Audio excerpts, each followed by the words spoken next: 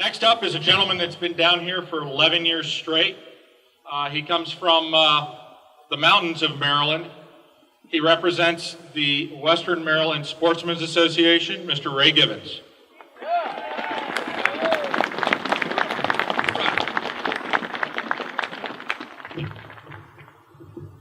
Thank you all for being here. It's a great day for exercising our First Amendment rights to protect our Second Amendment rights. Hoorah! My name is Ray Gibbons. I'm the legislative representative of the Western Maryland Sportsman's Coalition. That coalition consists of the leadership of the sports groups in Carroll, Frederick, Washington, Allegheny, and Garrett counties. We have some of those folks here today. Joe Winters representing Washington County, Ike Myers representing Garrett County, Bob Walton representing Frederick County.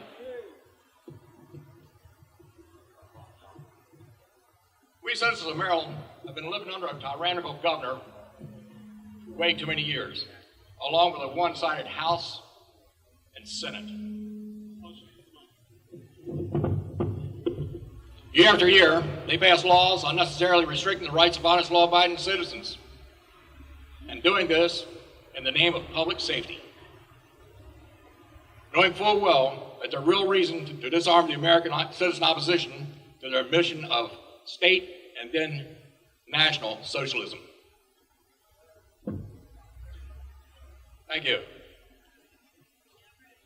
We represent the people that enjoy, appreciate, and want to see freedom live forever.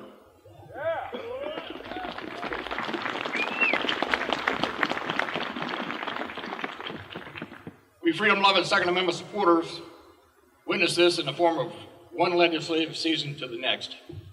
Last year at this time, we were experiencing what has now become the ultimate culmination of wrong-minded, anti-freedom, and anti-constitutional Maryland elected officials. We have been inundated with unreasonable taxes, fees, laws that favor one group of citizens over the others. Groups like liberal socialists over patriots, leniency on criminals over real, honest, law-abiding citizens. The Second Amendment is attacked each year by some of the same people or groups of people. Dr. Daniel Webster and Vinnie DeMarco from Johns Hopkins every year. Then we have the mayor of Baltimore City, the executive of Baltimore County, along with their respective police chiefs. They bring in a victim of an incident and pass it off as a routine to the legislature. The next ones we see annually could be considered the most incompetent state's attorneys in Maryland. They are elected to their position in Baltimore City, Baltimore County, and Prince George's County. Yearly, they ask the legislature for more gun control laws because they have problems getting convictions with the laws we now have on the books. And then they don't get enough long enough sentences once they do get conviction.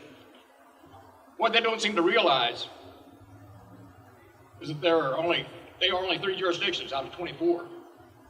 There are 21 other jurisdictions in Maryland that get convictions and sentences just fine with the laws we already had on the books. Yeah.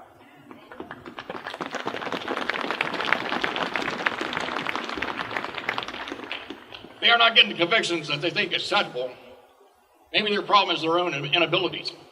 And hopefully the voters of that city and those counties will see to it that they have a career change next election.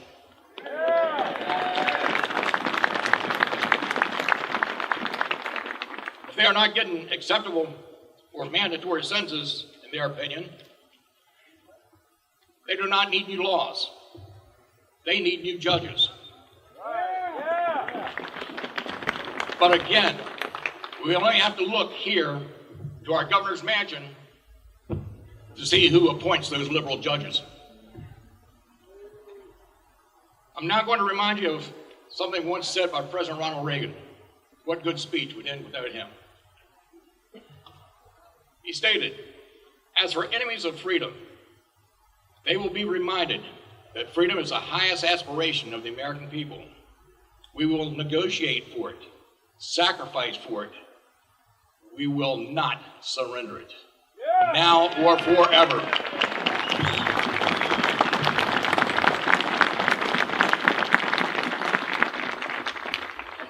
Lastly, let me remind you of some unforgettable American events. One was spoken of here just by the previous speaker. America will never forget George Washington and the First Revolution.